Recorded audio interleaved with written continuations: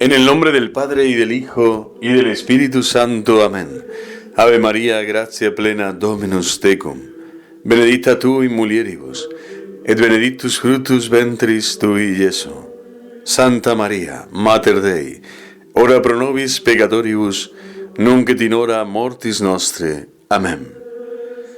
La doctrina del catecismo, en cuanto a la antropología y a la moral cristiana, nos exhorta, nos anuncia que la creación del hombre a imagen y semejanza de Dios es el primer parámetro, el primer valor que tenemos que mirar para entender que la concepción del hombre aparece desde el primer momento de su origen en este mundo con la dignidad de la persona como fundamento de la ética, porque en esta concepción, en este origen, está ya la mano de Dios, su creación a imagen y semejanza. Dice el catecismo que el hombre es creado a imagen y semejanza de Dios. De todas las criaturas visibles, solo el hombre es capaz de conocer y amar a su Creador. Es la única criatura sobre la tierra que Dios ha querido por sí misma. Él solo es llamado a participar por el conocimiento y el amor en la vida de Dios. Para este fin ha sido creado, y esta es la razón fundamental de su dignidad, recogiendo la santa enseñanza de que el hombre, por ser imagen de Dios, tiene la dignidad de persona, de modo que no es algo, sino alguien. Alguien capaz de conocerse, de poseerse, de darse libremente y de entrar en comunión con otras personas, siendo llamado por la gracia a una alianza con su Creador y a ofrecerle una respuesta de fe y de amor que ningún otro puede dar en su lugar. Todo ha sido creado para el hombre, y el hombre ha sido creado para servir y amar a Dios y para ofrecerle toda la creación. Sabiendo que el misterio del hombre solo se esclarece verdaderamente en el misterio del Verbo encarnado, de Jesucristo nuestro Señor, y gracias a la comunidad de origen, dice el catecismo, todo el género humano forma una unidad. Hechas estas afirmaciones sobre el carácter trascendente y personal del hombre, entra el catecismo a analizar más a fondo la naturaleza del hombre. Y es así cuando expone una rica y precisa doctrina al respecto. Lo primero que subraya es que el hombre es a la vez un ser corporal y espiritual. Y llama la atención la preocupación del mismo por subrayar la unidad personal del hombre, al tiempo que la dualidad, no el dualismo, la dualidad de principios que en él se dan. Para subrayar la unidad acude al Concilio de Viena, considerando al alma como forma del cuerpo.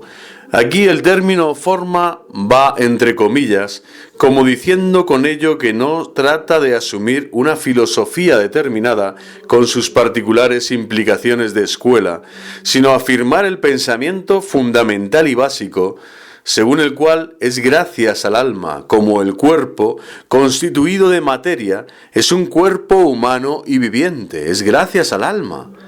En el hombre, el espíritu y la materia no son dos naturalezas, sino que su unión forma una única naturaleza.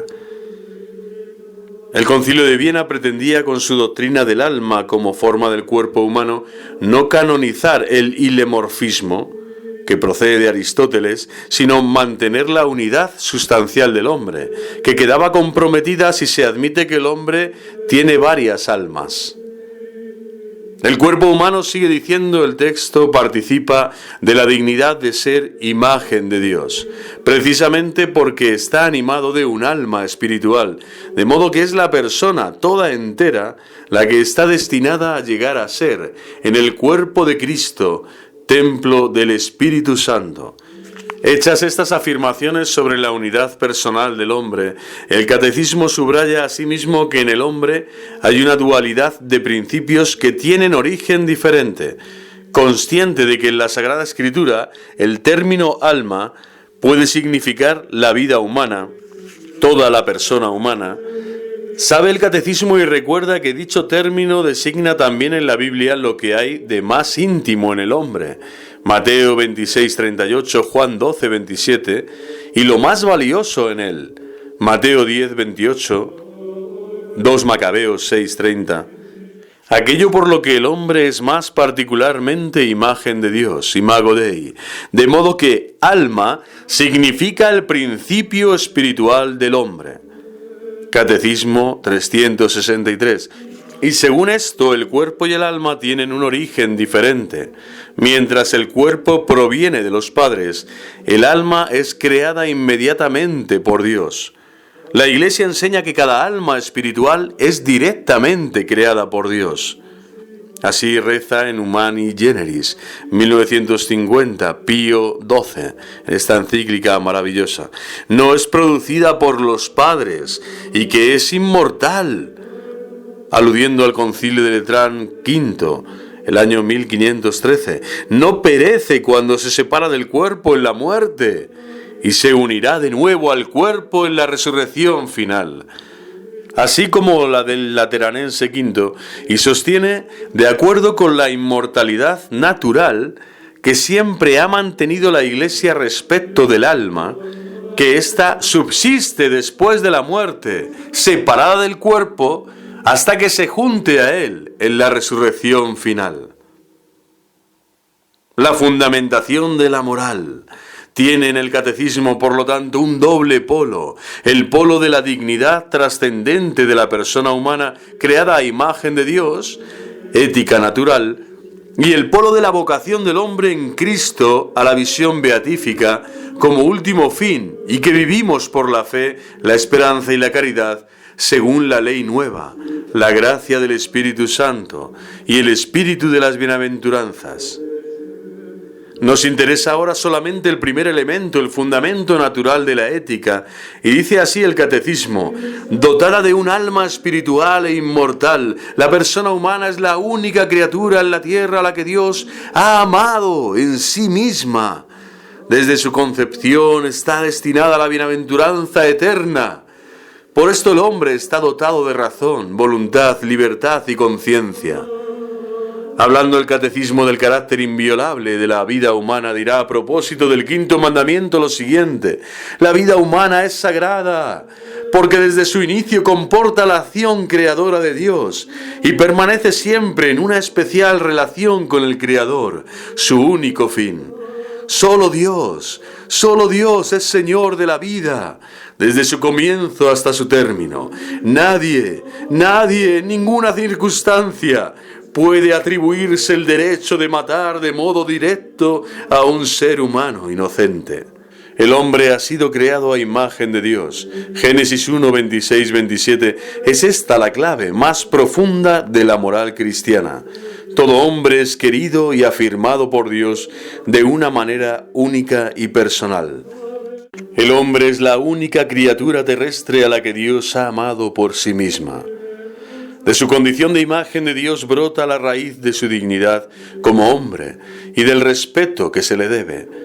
Hecho a semejanza de su Creador, el hombre vive ante su Señor como un sujeto personal, llamado por Él para que le conozca y le ame.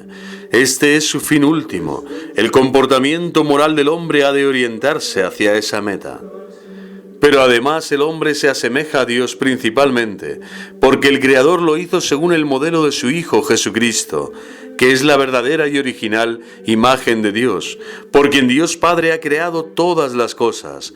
Jesucristo es, efectivamente, el corazón y el centro, el principio y el fin del designio amoroso de Dios sobre el hombre y la creación, y por lo tanto el principio originario y la norma suprema de toda conducta humana.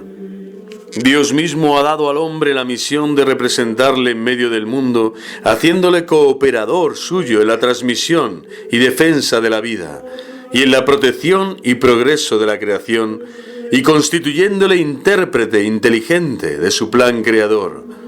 Génesis 1, 28, 30. Esta condición del hombre implica su respuesta libre a la interpelación que le viene de Dios. Aquí radica que el hombre sea constitutivamente responsable, porque para serlo ha de responder ante Dios de sí mismo, de su relación con los otros y con el mundo. La incomparable dignidad del hombre culmina en el hecho de haber sido invitado a ser interlocutor responsable del mismo Dios y, consiguientemente, a entrar en comunión de vida y amor con Él y con los demás. Y en esto radica, en último término, la inviolabilidad de los derechos humanos fundamentales. No se podría reivindicar suficientemente que estos derechos son inviolables si no estuvieran fundados en la condición humana de imagen de Dios, participación de lo absoluto de Dios por parte del hombre. La necesidad y respeto de estos derechos se fundamenta, en último término, en Dios, y no en simples convenciones y consensos sociales. En realidad, la violación de esos derechos supone siempre despojar al hombre de su derecho a estar y vivir bajo la protección de su Creador.